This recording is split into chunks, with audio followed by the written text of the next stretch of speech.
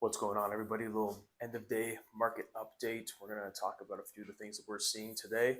45 minutes left in the day, so let's get right to it.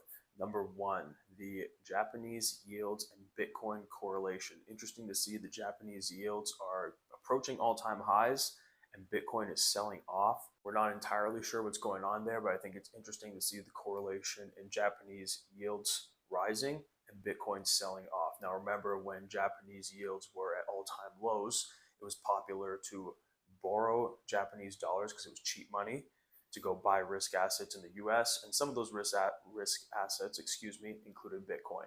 So maybe you're seeing a little bit of that unwind happening there. Also interesting to see the 10-year yield in the US approaching that 420 mark. This has been a level that we've approached many times over the past year and has struggled to break through, and we're approaching it again. I think the 10-year yield is 418 today, so definitely want to keep an eye on that. The Nasdaq performed okay today, nothing incredible. All the other hyperscalers were great. I think it was notable. I think it's notable to point out that the price action in Apple was pretty bad today. Not sure what the story was exactly there, but that's something also maybe we want to keep an eye on.